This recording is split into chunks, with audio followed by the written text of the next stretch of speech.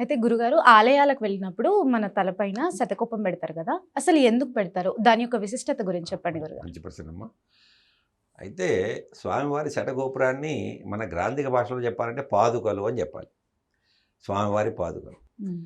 సాలోక్య సామీప్య సాయుజ్య సాయుజ్యములు అంటే సాలోక్య సామీప్య సాయుజ్య వైకుంఠ అంటే ఈ 4 భగవంతుడు మనం ఏదైనా దేవాలయానికి వెళ్ళినప్పుడు అక్కడ ఒక పూజారి ఉంటాడు. ఆయన అర్చకుడు అంటారు. అర్చించేవాడు కాబట్టి అర్చకుడు అని. పూజ చేసేటువంటి వాడు కాబట్టి పూజారి అని. ఒక నియమింపబడతారు. On be representative on behalf of the god ఇంగ్లీష్లో చెప్పాలంటే. భగవంతుడు మన గోత్రము మన నామం పేరుతోనే పూజ చేసేసుకుంటాం. చేసుకొని ఆ పూజ పుష్పాలు మన చేతికి ఇచ్చిన తర్వాత ఆ పుష్పాలు తీసుకుపోయి స్వామివారి యొక్క పాదాల దగ్గర పెడతారు. వేసి ఫలానా గోత్రం కలిగినటువంటి ఫలానా పేరు కలిగినటువంటి గృహస్థు అయినట్టయితే ధర్మపత్నితో సహా పిల్లలతో సహా వీళ్ళందరూ వచ్చారు స్వామి అని అక్కడ ఉన్నటువంటి యొక్క వాతావరణం అక్కడ ఆచార వ్యవహారాలను బట్టి అక్కడ ఆ సంకల్పంలో చెబుతారు.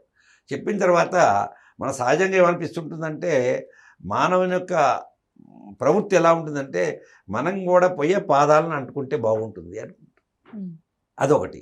మరొకటి ఏంటంటే ఎవరు ఏది చేసినప్పటికీ కూడా వందల కిలోమీటర్లు నడిచొచ్చి శబరిమల యాత్రకెళ్ళి శబరిమల స్వామిని దర్శనం చేసుకున్నప్పటికీ కూడా అయ్యప్పని, తర్వాత తిరుపతి వెంకటేశ్వర స్వామి వారిని దర్శనం చేసుకున్నప్పటికీ కూడా కింద నుంచి పై వరకు ఎక్కి మెట్లతో లేదు, కొన్ని రోజులు ప్రయాణం చేసి రైల్లో ప్రయాణం చేసి బస్సులో ప్రయాణం చేసి ఎంత శ్రమకు ఓర్చి మనం భగవంత్ దర్శనం చేసుకోవడానికి అక్కడ వెళ్ళినప్పుడు మనకి కొంత డిస్టెన్స్ అంటూ ఉంటుంది. భగవంతుని పూజారి ఒక చోట ఉంటాడు, మనం ఒక చోట ఉంటాం. అంటే భగవంతుని వేదంలో కొన్ని నియమాలు ఉన్నాయి. కొన్ని చోట్ల లోపల దాకా వెళ్ళేటువంటి దేవాలయాలు ఉన్నాయి. కొంచెం మనం దూరంగా ఉండి అక్కడ ఉన్నటువంటి అయ్యగారి చేతనో పూజారి చేతనో పాండా చేతనో పూజ అది కార్యక్రమాలు నిర్వహించుకునేటువంటి యొక్క సాంప్రదాయమైన దేవాలయాలు ఉన్నాయి. అలాంటప్పుడు ఏమనుకుంటాము, భగవంతుని యొక్క పాదుకలు భగవంతుని యొక్క ఆ పాదాలు మనం ముట్టుకుంటే బాగుంటుంది అనుకుంటాం. అందుకని భగవంతుడు ఏం చేశాడు, చరపాదుకలు అంటారు. భగవంతుని యొక్క పాదుకల రూపము ఆ శటారి మీద ఆ గోపురం మీద పెట్టి ఆ గోపురాన్ని తీసుకొచ్చి తల కానిస్తారు. అంటే భగవంతుని యొక్క పాదాల శిరస్సు ఎప్పుడు కూడా తల మీద తగిలినట్టయితే నీకు మంచిగా జరుగుతూ ఉంటుంది అని.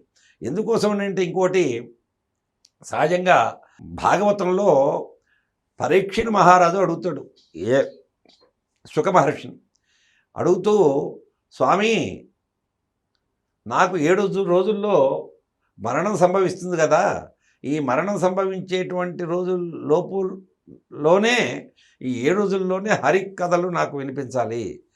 అంటే విష్ణు సాయుధ్యాన్ని పొందాలి, వైకుంఠ ప్రాప్తి కలగాలి, మోక్షం కలగాలి అని అనగానే ఎవరు చెప్పగలుగుతాడు? సుఖమహర్షి ఒక్కడే చెప్పగలుగుతాడయా, ఈ భూమి మీద ఎవరు చెప్పగలిగే వాళ్ళు ఎవరు లేరు. సుఖమహర్షి దగ్గరికి వెళ్ళారు, విన్నారు. విన్న తర్వాత గజేంద్ర మోక్షం కానీ, రామావతారం కానీ, కృష్ణావతారం కానీ, మత్స్యావతారం కానీ, కూర్మావతారం కానీ, ఏ దశావతారాలు సంబంధించినటువంటి అన్ని కథలు కూడా మనం ఈ రోజున మీడియా ద్వారా కానీ మరొకటి ద్వారా కానీ మనం వింటున్నామంటే సుఖమహర్షి పరీక్షిణ్ మహారాజు అడగ సుఖమహర్షి చెప్పడం వల్ల బయటకు వచ్చింది.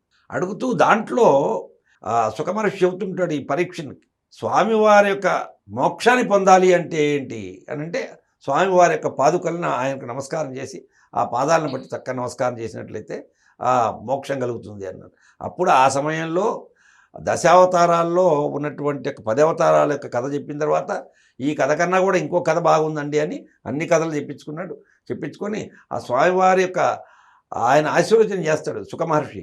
స్వామి నీకు ఏం కావాలని, భగవంతుడి మీద ఏదైనా ఎవరి దగ్గరికైనా దేవాలయానికి వెళ్ళినప్పుడు మనం ఏదో 10 రూపాయలు 100 రూపాయలు ఆ పళ్ళెంలో వేయటం, ఆ అక్షతలు వేయటం వేయించుకోవటం కాదు. భగవంతుడి దగ్గరికి వెళ్ళినప్పుడు భగవంతుడు మనం ఒకటి కోరాలి. స్వామి శనివారం వచ్చాం, ప్రతి శనివారం కూడా నా భర్తకి ఏ పని ఈ సమయంలో లేకుండా నేను చెబితే గుళ్ళోకి వచ్చేటట్టుగా, గుళ్ళోకి మేము ఇద్దరం దంపయుక్తంగా వచ్చేటట్టుగా, తర్వాత కుటుంబయుక్తంగా పిల్లలతో సహా ఇక్కడికి వచ్చేటట్టుగా, ఎలాంటి యొక్క దేవాలయానికి వచ్చే సమయంలో ఎలాంటి ఆటంకాలు కలిగించకుండా తగిన సమయాన్ని ఇవ్వవలసిందని తొలగనేటువంటి యొక్క భక్తి నా అందు ఉంచాలి అని కోరుకోవాలి. అది స్వామివారి యొక్క పాదుకల్ని శిరస్సు మీద పెట్టడం అనేటువంటి చాలా ఇది. అదే అందున మానవుని యొక్క ఉత్తమమైనటువంటి స్థానం, ఉత్తమము మధ్యం అనే 2 రకాలుగా ఉంటాయి శరీరం భాగాలు. శరీర భాగం నాభి దగ్గర నుంచి పైకి ఉన్నటువంటిది ఉత్తమమైనటువంటి భాగం. నాభి దగ్గర నుంచి కిందికి ఉన్నటువంటి భాగాన్ని అధమ భాగం అంటారు. అందుకని నాభి దగ్గర నుంచి కిందకి ఉన్నటువంటి యొక్క ఏదైనా కూడాను వెండిని వాడాలి కానీ బంగారాన్ని వాడకూడదు, ఆడవాళ్ళు కానీ మగవాళ్ళు కానీ. నాభి దగ్గర నుంచి పైకి వాడే సమయంలో ఆడవాళ్ళు కానీ మగవాళ్ళు కానీ బంగారాన్ని వాడమన్నారు. ఈ విధంగా శరీరంలో కూడా చాలా ధర్మాలు ఉన్నాయి, ధర్మ సూక్ష్మాలు అంటూ ఉన్నాయి. తర్వాత దాంట్లోకి శాస్త్రంలో పోయినా కొద్ది చాలా విశేషంగా ఉంటుంది. అందుకని ఉత్తమమైనటువంటి స్థానం శిరస్సు. కాబట్టి ఈ మనం ఏ పని చేయాలి, మనం చెడా మంచి పనా ఏం చేయాలి అనేటువంటి శిరస్సు సిక్స్త్ సెన్స్ అంటే మెదడు చెప్పే దాన్ని బట్టి, మన బుద్ధి చెప్పేటువంటి దాన్ని బట్టి మనం చేస్తుంటాం. ఆ బుద్ధి బలం అనేటువంటి శిరస్సులో ఉంది. కాబట్టి ఈ యొక్క భగవంతుడి యొక్క పాదుకలు ఇక్కడ ఉంచినట్లయితే మనకి చక్కని బుద్ధి ఇచ్చి సత్ప్రవర్తన కలిగి మంచి పనులు మంచి ఆలోచనలు కలిగేటువంటి యొక్క బుద్ధిని ప్రసాదించమని ఆ స్వామివారి పాదుకల్ని మన శిరస్సులో ఉంచుకోవటం.